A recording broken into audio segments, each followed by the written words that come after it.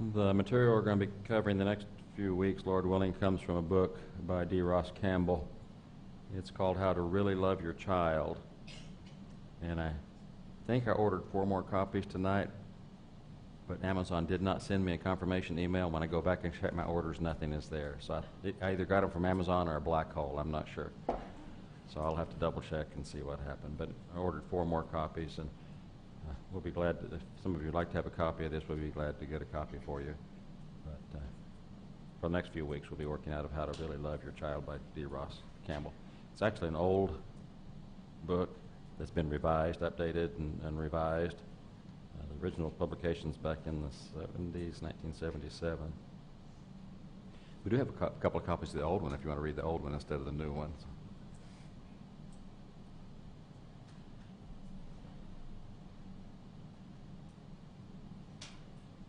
Our overriding or underlying principle that we want to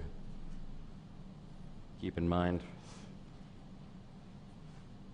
as we go through this whole series would come from Ephesians chapter 5 and chapter 6. From Ephesians chapter 5, beginning in verse 22 down through verse 33, that talks about the relationship between a husband and wife, compares that to the relationship between Christ and the church. And then for our current purposes in Ephesians chapter 6, in the first 4 verses of Ephesians 6, where it says, "Children, obey your parents in the Lord, for this is right. Honor your father and mother, which is the first commandment with a promise, that it may be well with you and that you may live long on the earth. And fathers, do not provoke your children to anger, but bring them up in the discipline and instruction of the Lord." That's our challenge. That's our commission as parents or those who deal with the children. And it's up to us to try to work out the best way to accomplish that.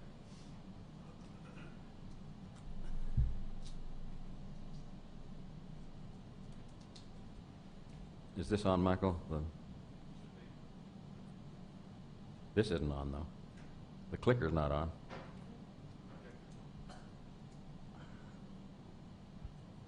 It helps when the clicker's turned on.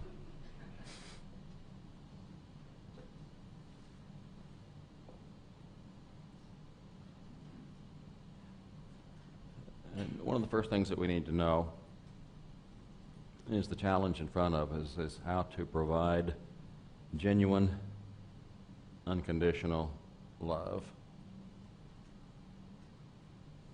And we'll see a lot of this as we go through. But what do you think that would mean, to provide genuine, unconditional love?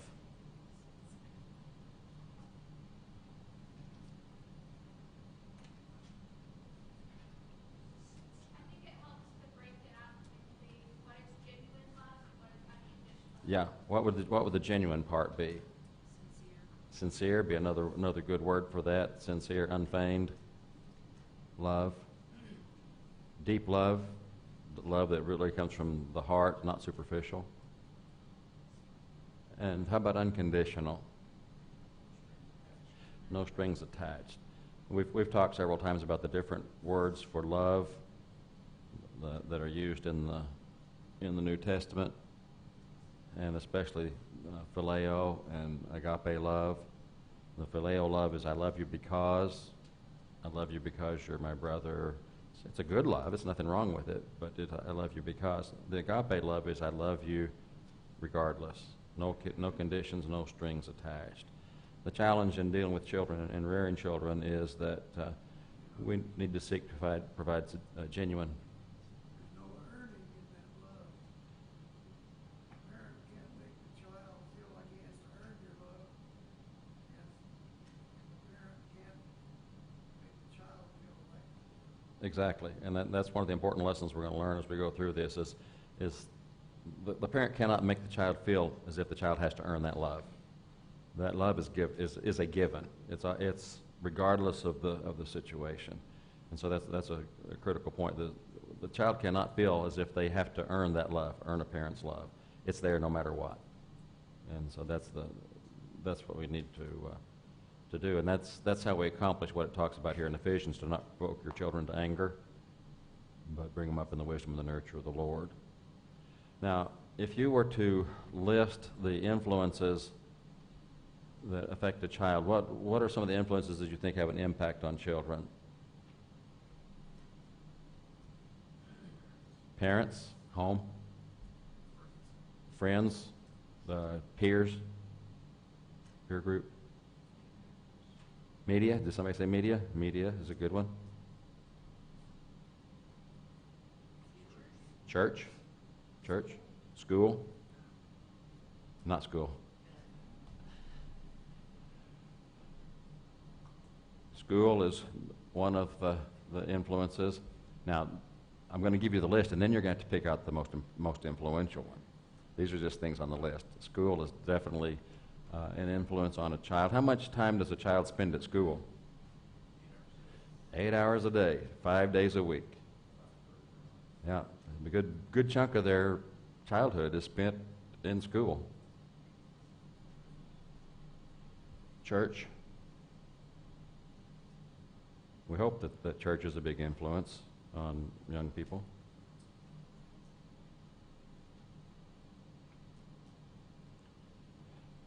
Neighborhood, neighbors.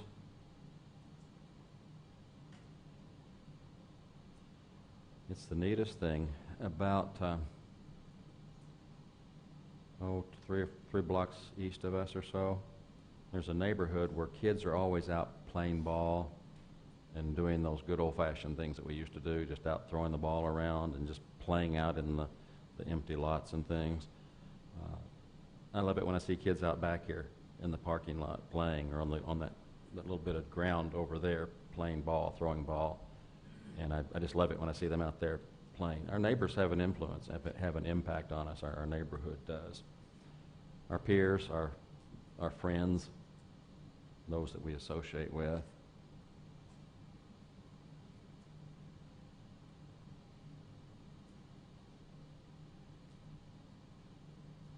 Media,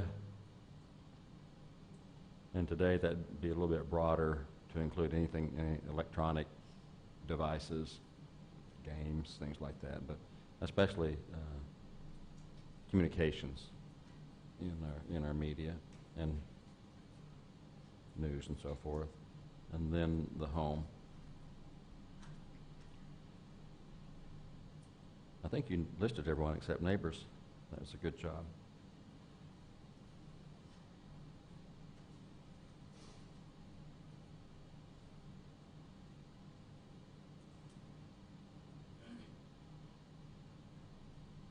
According to the author of this book, every study he's read indicates that one of these has the greatest influence on a child. You know which one it is?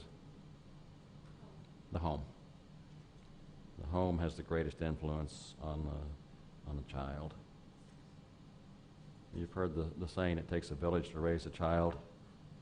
I'm not sure that's true. I think it takes a home to raise a child. The village has an impact on it, but if the home's not there, I think we have problems. And so the greatest influence on a child is the home. The second, now, the old argument of nurture or nature, are you born away or are you made something? And actually both are true, because there are some things that we're born with, and for lack of a simple word, we will call these congenital temperament. Or if you want to write what you're born with in there, that's okay too. Congenital means at birth, what you're born with and your temperament. And studies have identified 1, 2, 3, 4, 5, 6, 7, 8, 9 different types of congenital temperament.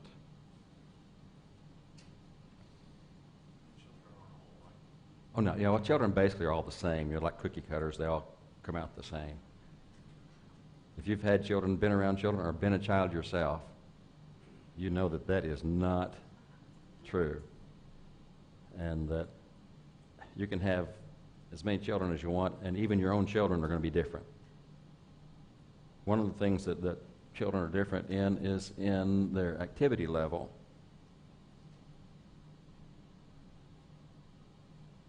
The movement, the motor activity of a child. Have you ever experienced that with different children? Some of them are really, really active, and some of them aren't. Yeah, and sugar may play a role, but they're just born that way. Some of them are born to move, and some of them are born to stay still. And so the activity level is something that they are born with. Rhythmicity. Regularity. How regular they are at when they eat, when they go to the bathroom, when they sleep, when they wake up. You know, and you've seen some children that are just like clockwork on all those things. And some children don't seem to have a schedule at all. Just whatever's happening happens.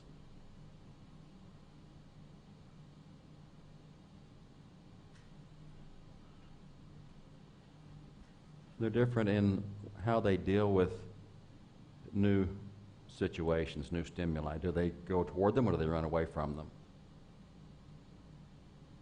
You know, they get a new toy. Are they attracted to the new toy or do they pull away from it? Or maybe a new person.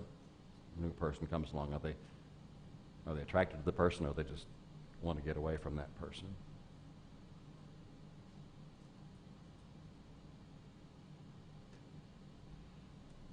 Adaptability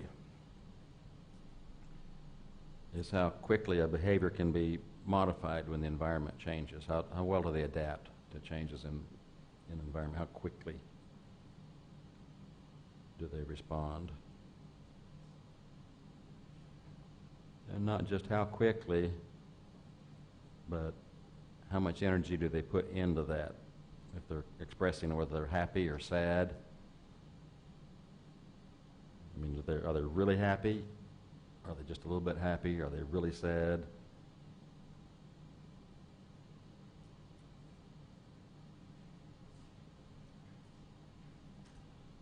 Their threshold. How much do you have to do before they respond? How much stimulus is required before they react?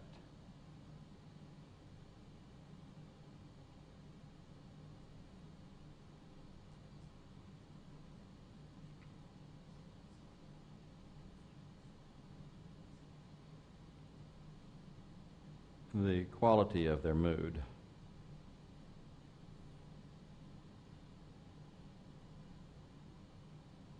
Have you noticed some children who might be playful or pleasant or joyful or friendly just by their character? Other children who seem to be less pleasant, crying, less friendly behavior? Quality of their mood, whether it's positive or negative.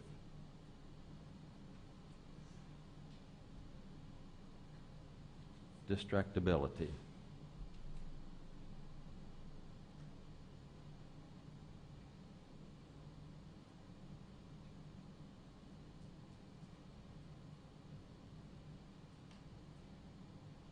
Our daughter Monica was in an Odyssey of the Mind team, on an Odyssey of the Mind team, and they had an incredibly brilliant group of girls in that team. And they've all gone on to do really good things, big things. But at least one of them, we'd be driving down the road having a conversation, and look, cow. I mean, that's how much it took to distract her. I mean, talking about one thing, and all of a sudden there's a cow or a dog. She was very easily distracted. And their attention span and their persistence. How long a child is going to spend on a task, especially when they face some obstacles.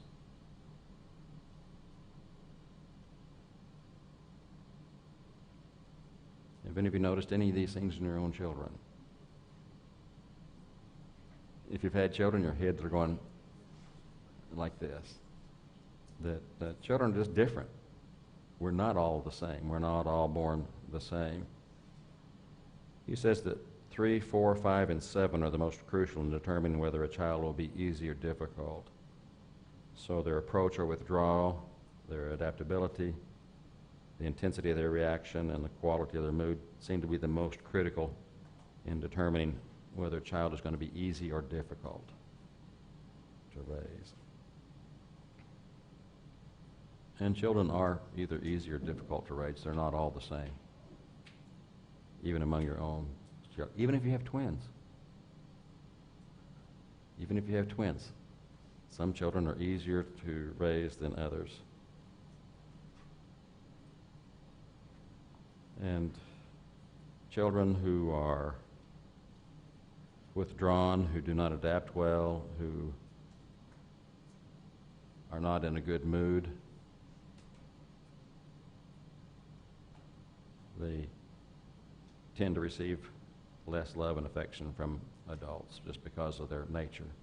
And that's sad because they really need better response from the adults, but just because of their nature, they often receive less. Now, of the two, parenting is going to be more important than these things. We have to be aware that these things exist. And then they've also determined that how the children progress depends largely on the type of mothering they receive. Some mothers are more nurturing than others.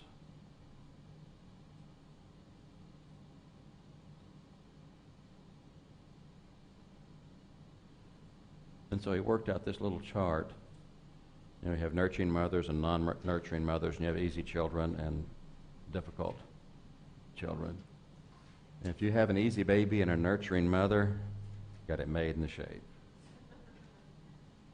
But even with difficult babies and a nurturing mother, there's still a pretty good outcome. The nurturing mother can overcome the inherent characteristics.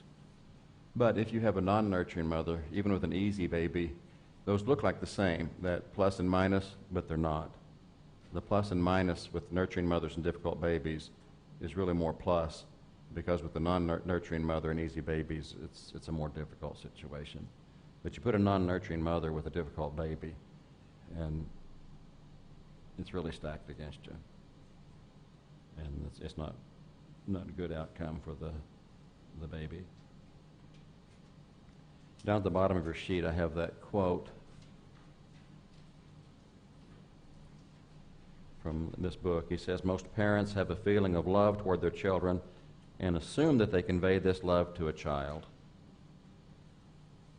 But most parents are not transmitting their own heartfelt love to their children, and the reason is that they don't know how. Consequently, many children do not feel genuinely, unconditionally loved and accepted." And so just because you love your child, don't assume that that's transmitted. When we talked about communication in marriage, there's what you say and then what you think you said, and then there's what the person hears and what they think they hear and so forth.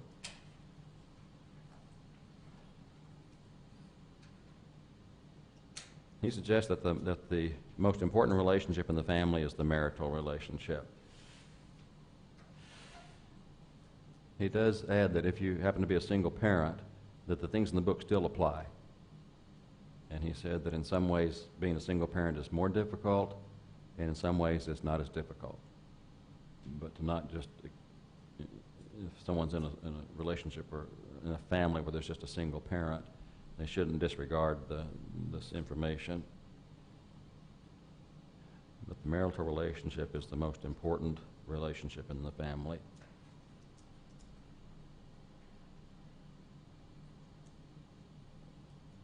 Let's see. Look at that little timeline-looking thing that I put on that second sheet.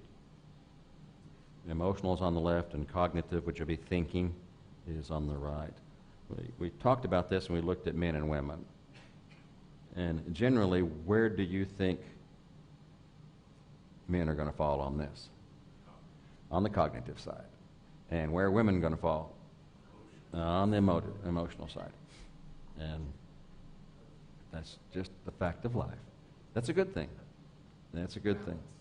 It's balance. And that's the way God intended for it to be. Where do you think children fall? Yeah, they fall all over the place. On this timeline, where do you think the children are going to be more cognitive or emotional? They're going to be more emotional. How are they going to reason something out? Okay, let's see. I'm feeling hunger, so I'm going to express it this way. I'll explain to my parents. You know, folks, I'm feeling just a little bit hungry here. Can we do something about this? I might suggest that we get a little bottle of milk or maybe something like that. That's the cognitive response. The emotional response is, which sounds a lot like, I'm sleepy, I hurt. And so children are just not real good at the cognitive side of it. That develops with time. But we just have to understand where kids fall in this overall situation. The husband who will take full, total, overall responsibility of his family and take the initiative in conveying this love to his wife and children will experience two things.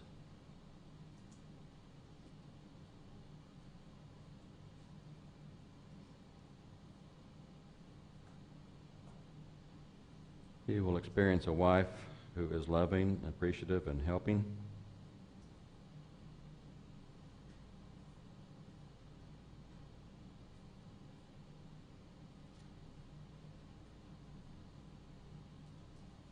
And children who are safe, secure, content, and able to grow.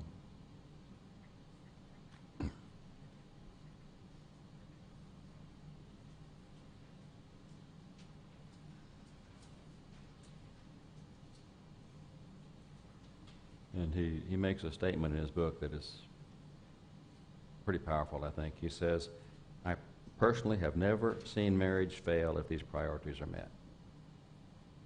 Every failing marriage I have seen has somehow missed these priorities.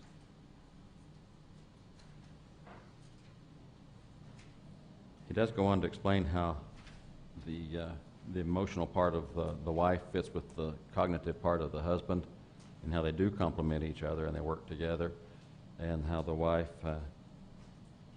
fills that need, and the importance of husbands respecting that and honoring that.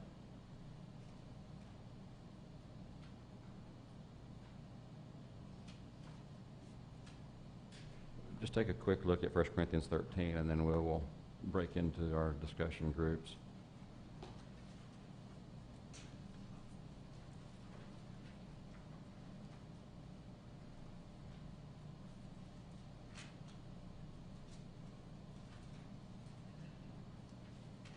And think especially how parts of this fit in with the idea of child rearing, of parenting. You can read through this with different approaches. You can be thinking of in the church. You can think about husband and wife. You can think about parents and children. And so read through this thinking about parents and children. Love is patient. Love is kind. Is not jealous. Love does not brag and is not arrogant. Does not act unbecomingly and does not seek its own. Is not provoked. Does not take into account a wrong suffered. Does not rejoice in unrighteousness, but rejoices with the truth. It bears all things. It believes all things. It hopes all things. Endures all things. Love never fails. And that's probably the best place to end that. Love never fails. And so in parenting, keep in mind those words as we approach genuine, unconditional love for our children. Next week, Lord willing, we're going to be in Lubbock for the Sunset Workshop. So Jason's going to be teaching the class next week, and he'll be introducing some ways that we can express that to our children, and we probably won't actually get into those until the week after. But however far you want to get, Jason, is okay. Okay, let's break up into our groups and see what we can decide about this.